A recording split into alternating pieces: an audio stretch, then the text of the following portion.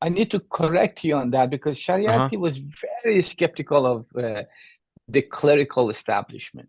Oh. He was he was actually a very anti-clergy political thinker, and indeed his many of his books were banned after revolution in Iran.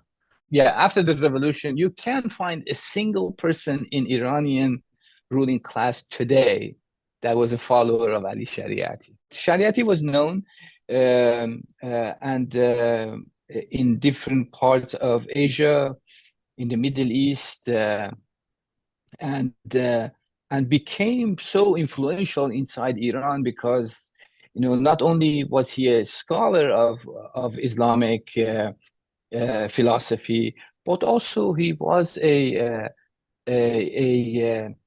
an incredible orator, and I would really compare him to Dr. King. Introduces this idea called guided democracy, a Hmm. guided democracy, because he said that they argue that because of um, centuries and decades of colonialism, um, people in the non-Western world, people of the colonized world, need to learn how to exercise their democratic rights.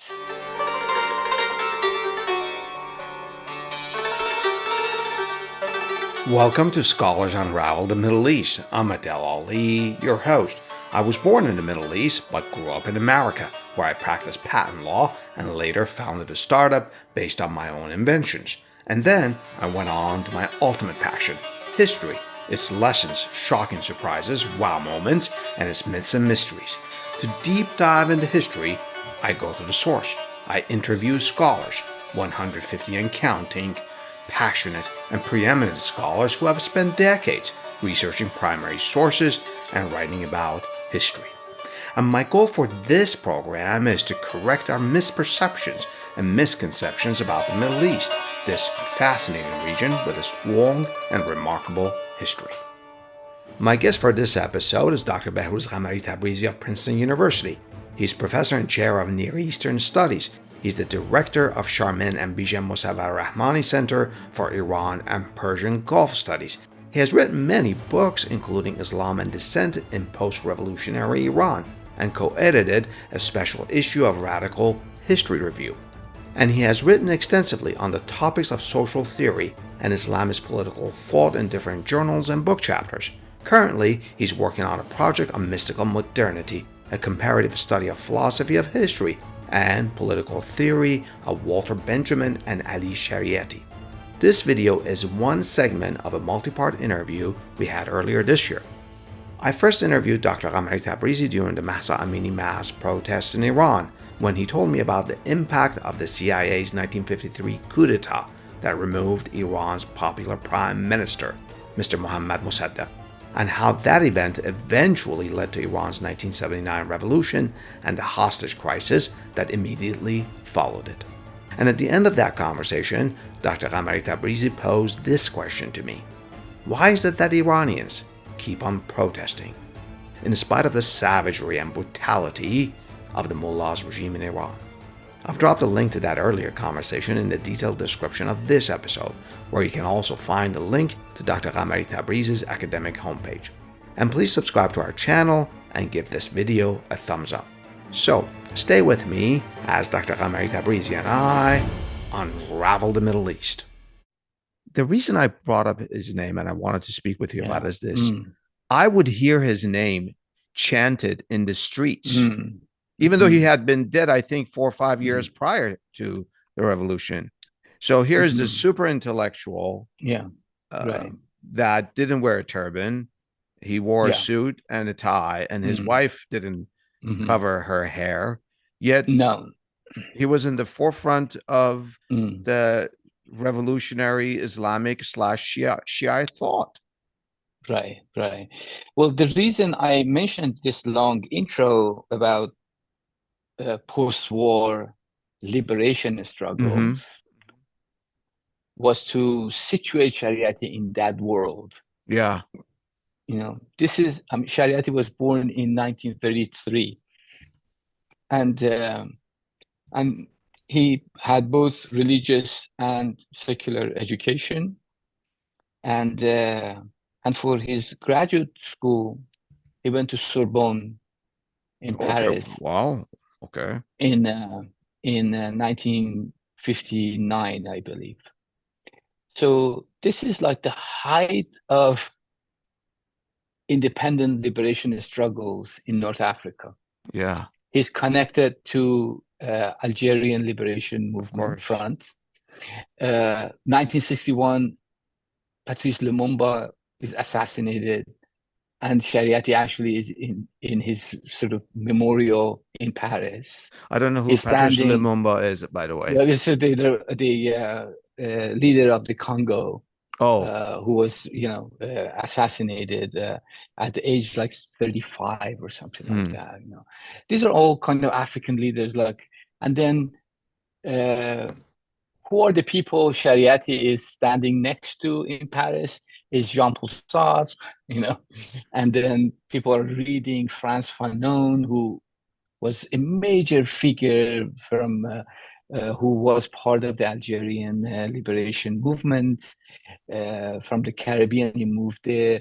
Aimé Césaire, who's also a poet, revolutionary poet. And so you would think, people say that, he's a Muslim philosopher, but he's a Muslim philosopher who's being educated in the streets of Paris with Oh. with Oh. being exposed to these radical ideas of emancipatory politics. He studied under this Russian Jewish immigrant, George Gurevich at Sorbonne. This is a Jewish Marxist guy who is and Shariati, in many different occasions, when he writes about his philosophy, he said that, Gurevich is a better Muslim than all the Ayatollahs in home seminaries, Oh my goodness, that is because fascinating. in his mind, I go back to what I said earlier. In his mind, a good Muslim is a person who's striving to transform the world towards justice. Huh. And he It thought, goes back what you said about political philosophy, how that should be familiar to the West because of Protestantism. Toil, work hard to make the world a better place. Absolutely, and because it's, once we sort of think of these phenomena as such, then they don't look that alien, They Yeah. look very familiar because these are people who actually had the same kind of dreams of justice and liberation. How it unfolds is, of course, depends on different kinds of contingencies and circumstances and so on and so forth. But their philosophy is very much connected to this global struggle for self-determination and emancipation from colonial rule, right? And one cannot really separate uh, uh, political Islam, particularly in its Shi'i liberation form, that the way was articulated by Ali Shariati. One cannot separate that from anti-colonial liberation struggles. Dr. Ghamari-Tabrizi, now that you explained it, I don't think I would have appreciated the significance of what you were sharing with me without having you couched our conversation in the context of that time. What was happening at that time? That's Right. really interesting. Right. So let's go back to my personal story that I shared with you to sort of for it to be a springboard for continuing this conversation. If people were chanting Dr. Ali Shariati's name in the Islamic Revolution, do you think that, he believed that Shia clergy should play a major role in guiding society? Do you think he would think that after Mm, 45 years of this yeah, Islamic yeah. Republic of Iran and its brutality? I don't want to get into the Okay, politics of yeah. Iran. I'm talking No, about no, I understand. Dr. No, I Ali and understand. I Shariati. understand. Yeah. Well, I mean, I need to correct you on that because Uh-huh. Shariati was very skeptical of the clerical establishment. Oh, He was, he was actually a very anti-clergy political thinker. And indeed, many of his books were banned after revolution in Iran. Although he, interesting. he played a major role in articulating a revolutionary ideology for the Iranian revolution. But that ideology uh, uh, was immediately suppressed after the revolution because he had a very uh, explicit and strong anti-clerical position because he thought that the reason Islam Mm-hmm. uh, was turned into series of rituals and superstitions and and apolitical in a sense was because the clergy has invested interest in maintaining their own institution and having access to, like, for example, people pay alms, there's Mm-hmm. a sort of religious tax that they pay, and they have invested economic and social interest in basically discouraging people from becoming involved in political action. For the longest time, I mean, he called that from the time of the Safavid Empire in 16th century, that When Shiaism. Shiism became the official religion of the state in Iran. Mm-hmm. And he said that, the institution of clergy is tied with the institution of ruling classes. And you cannot emancipate yourself without abolishing the institution of the clergy. Oh my The God, that Shariati, is completely antithetical to the Islamic Republic of Iran. right, right. Oh, So, so that's why, like his, I mean, when I say his books were banned, really his books are banned. I mean, I'm sitting in front of his collected volumes. He I see died that at the behind you. age, yeah, he died at age 44, but produced 36 volumes of work. Wow, how And productive. yeah, but he was very, as you said, he wore modern Western Yeah, suit clothes, and tie. the necktie, didn't care about the hijab in that sense, and his examples of revolutionaries were, the French radical left, and Oh, and wow.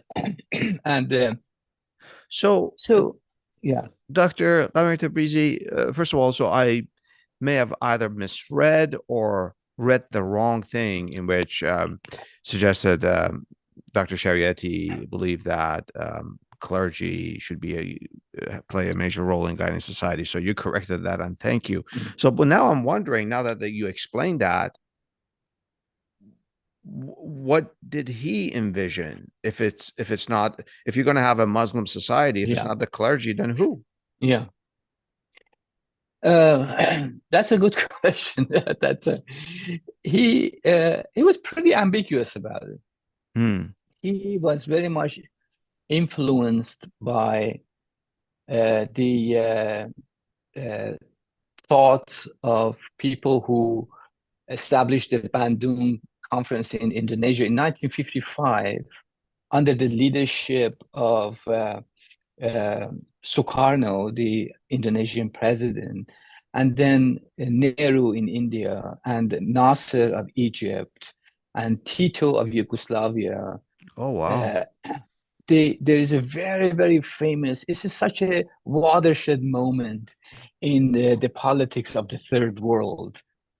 In Bandung, in Indonesia, they all get together and they form this conference of non-allied movement. You might have heard of this Yeah. non-allied movement, but it was founded in 1955, and Shariati was very much influenced by the framing of that non-allied movement. And there, Sukarno introduces this idea called guided democracy, a Hmm. guided democracy, because he said that they argued that because of um, centuries and decades of colonialism, um, people in the non-Western world, people of the colonized world, need to learn how to exercise their democratic rights. And there will be a period after independence that they need some direction, some form of guidance of how to participate in actually determining their own destiny. He Oh, called that a sort interesting. of a guided democracy, and how this guided democracy actually operates on the ground uh, is not quite clear. But at least the idea behind it was an interesting idea because they thought that um, the Western democracies are either failed and will fail, and this might be a little bit outside the scope of our conversation for now, but they said that the Western democracies are only superficially democratic because Superficially? yes, because Hmm. the people who participate in electoral politics are always under the hegemony and ideological determination of big media corporations, and of course, We're I mean, going through that now. I mean, we are going through that right now. So, so this was, and I said that then nowadays we can sort of think of this as such a tangible kind of assertion that so they were kind of wary of that you have a society that there are big corporations and giant media who can influence them and redirect them towards their own kind of projects. And so that's why you say that guided democracy would prevent that kind of influence um, of this could be conversation for a whole different podcast, but it makes me yeah, wonder what guided democracy would look like. The founders of our nation here in the U.S. tried yeah, that with electoral college, but it hasn't worked out that well. yeah, I just wanted to, before we leave this yeah, our conversation for today, what I wanted to know is, was Dr. Shariati's influence confined to Iran? You mentioned India and yeah, conversations, and yes, yes. or was it Mhm. throughout the Middle East?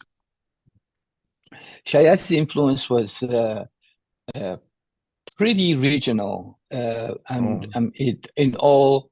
I mean, his work was translated into several languages, and um, and he was known. And it's interesting that nowadays you think about Islam, people say Shi'i, Sunni. At the time, that distinction was not that pronounced, and people read in Indonesia, in India, in Pakistan, I mean, in like the Egypt, 1960s the and 60s, 1970s. 70s, Hmm. 70s, and that kind of distinction was not the guiding post for who reads what. And Interesting. and Shariati himself was very much influenced by the Egyptian Sayyid Qutb, who was obviously a Sunni, Yeah. radical, uh, political Islam advocate, and no one in Iran. would say that, oh, don't read Sayyid Qutb, he is He's Sunni, Sunni. Yeah, like, yeah, yeah. I mean, it really, these things were not that important at the time. It becomes important later, in late 1980s, after the Iranian Revolution. But at that time, these distinctions were not all that important. But Shariati was known, and in different parts of Asia, in the Middle East, and became so influential inside Iran because, not only was he a scholar of Islamic philosophy, but also he was an incredible orator, and I would really compare him to Dr. King, Huh. that how effective his sermons were, and he created this place called Hosseiniye Irshad, uh, to mark that he's delivering his talks and sermons not in mosques, but in a different kind of setting, that young people, intellectuals, I always call those people who went to those talks, all the otherwise Marxist youth would go to Yeah. these talks, Yeah. and so that was his contribution, and he basically um, uh, created a generation of young revolutionary Muslims who were anti-colonial, and they subscribed to this kind of emancipatory politics that he advocated. That is amazing. And those revolutionary Muslims, I'm now using everything you shared with me in the last two segments, aren't necessarily the same um, people that rule Islam. Is just entirely different. Their beliefs and their vision of what a society should look like, based on what Oh, you're saying. absolutely, They're a absolutely. I mean, reflection of what happened after yeah, World War II. yeah, And, yeah. right. And Let's even take. after the revolution, yeah, after the revolution, you can't find a single person in Iranian ruling class today that was a follower of Ali Shariati. I'm sorry, say that. Let me see if I got that right. Today, in Iran's ruling class, you cannot find a single person that was the follower of Ali Shariati. That's what you said. Yes, Oh, interesting. I yes. get it. Yeah. Let's take a break here. In the next segment of our conversation, we'll talk about how history is treated in the Middle East.